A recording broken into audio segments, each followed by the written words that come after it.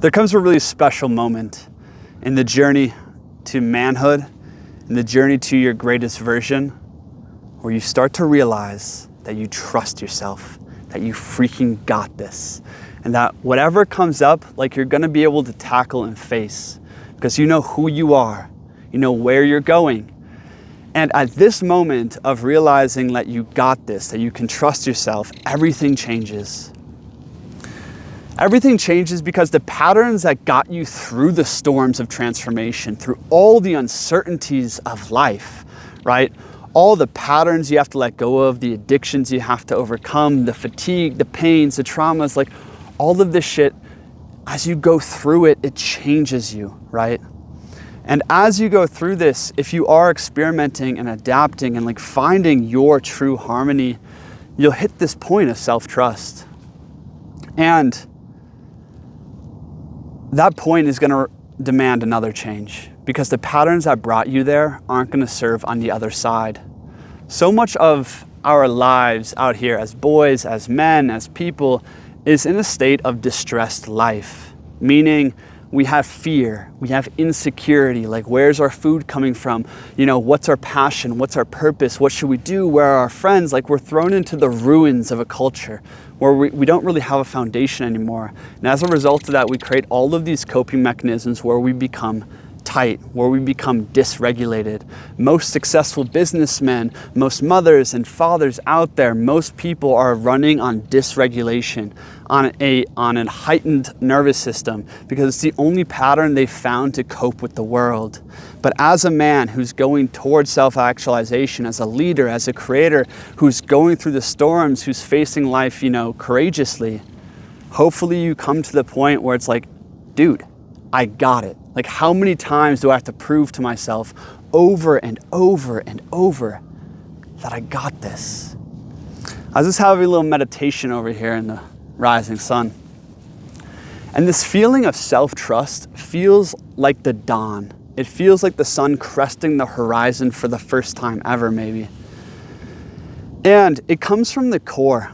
It feels like a deep exhale, like a deep surrender into ease.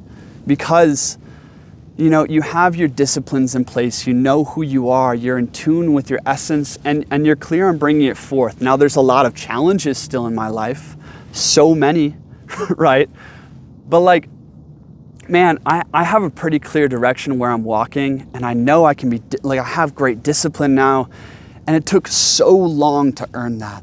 Like, in the early journey, my friends, I could barely sit down to write for more than 30 minutes. I had no idea my path as an entrepreneur, what I was gonna do, where I was gonna be. I just know I wanted to build something awesome, and I wanted to live a life of more freedom and flourishing. And to find your way there in a really authentic way, man, that's the storm. It's a storm of transformation, of just shedding your skin over and over and over. Obviously, I wrote a whole book about that called The Psychology of Slaying Dragons. But if you are on that path, I encourage you to build a deeper connection to self-trust inside of you in your personal and spiritual practice, and just reminding yourself that you freaking got this, and starting to create a relationship, an orientation from healthy life. Healthy life is very different from distressed life. Most everyone you see is in a state of distress. There's very few people who are in a state of health, because healthy life is relaxed. The vitality, the energy is flowing. The metabolism and digestion are working like smoothly, right? The body's a bit more at ease. And from healthy life, something very interesting happens as you open up to self-trust, because you got your disciplines in place, you know where you're going, like, and you feel like you can trust yourself to tackle any problems. All of a sudden, you can live more instinctually. You can live more in tune with the magic and the presence in the moment, where greater intimacy comes into play, which was my last video. And healthy life, as you change at this point of self-trust, what you got to start cultivating is, instead of trying to force things, instead of running on dysregulation, how can you bring more regulation into your work? Now, I'm not saying to stop working hard or stop, gunning for the goal or aspiring to great deeds. Like, keep giving the full you into life, absolutely. But how can you do it beautifully, with a bit more of an exhale, enjoying those moments of writing, of working hard, of enjoying challenges, right? And like healthy life, we can think about a child. A child rejoices in worthy challenges. It's relaxed, it's playing in life. I still got quite a few things to upgrade inside myself in terms of my health, my energy, my vitality. A lot of these things are slowly building, and this personal practice of greater self-trust and greater intimacy. But in that, it's like, how can you start moving from this point with a little bit more ease, with a bit more beauty, a bit more like an aristocrat, right? It's so funny. I really enjoy Nietzsche's philosophy, and deeply woven into Nietzsche's philosophy is this contrast between distressed life or the herd morality and the aristocratic morality. And the aristocratic morality values things such as leisure. It values things such as, relaxation. The busy worker bee will never value leisure or carelessness or relaxation, because he has a completely different orientation towards life, always moving in dysregulation. So if you are coming into this place of wanting to flourish, of true manhood in a sense, it's about bringing that more expansive space inside of you into the world through the actions that you take and living into your dharma. And something very interesting happens here. As I build greater self-trust with myself, I care less for the ups and downs in life. I care less for the opinions of other people, right?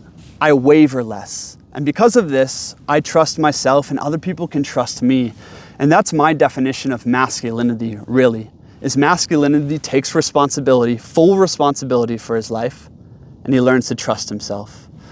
But the self-trust really does come after all the struggle, after all the experimentation and failure and the pains and working through the addictions and all the things that aren't serving you. Like, only self-trust is earned, right? It's earned through first taking responsibility for your life and then moving forward. And as you start moving forward, bring on the sun, my friends. Let the sun shine again. Come into a place of healthy life. You have to basically retrain your entire nervous system. A lot of my content on this channel talks about that. It's like, how can you come into peace and regulation instead of dysregulation in your work, in your ambitions, in all the ways you overcome yourself? And yeah, I think this is a really important message. Please share this with another man or person or lover you think it would inspire, because we need to revive what true manhood is, what true fatherhood is. And I think those things, from my 27-year-old perspective here, it's rooted in responsibility and trust. And I think very few men exemplify healthy life and self-trust.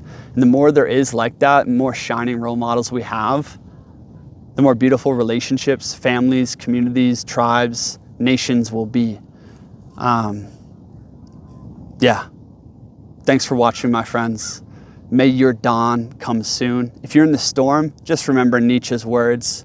You must have chaos in you if you are to give birth to a dancing star. My friends, do not shun the darkness, the chaos, the shadows that manifest in your life. It is all your will, your deepest instinct trying to manifest, and it just doesn't know how to manifest yet. So it creates this chaos, it creates this turmoil inside of you.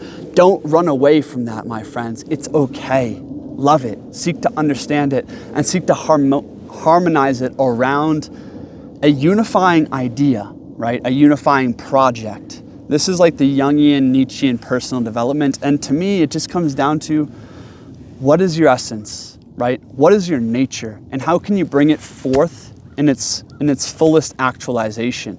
That is the purpose of life to me. And the more we can align with our nature, with our instincts, right? And harmonize all these other impulses and desires and attachments and things with that, the more secure we become. The more the more we know ourselves and the more we express ourselves and the more we are, you know, what we're meant to be. Anyways, some beautiful words there. You know, sometimes I wax poetic on it. My name is Christian. This is my personal philosophy channel, spiritual channel.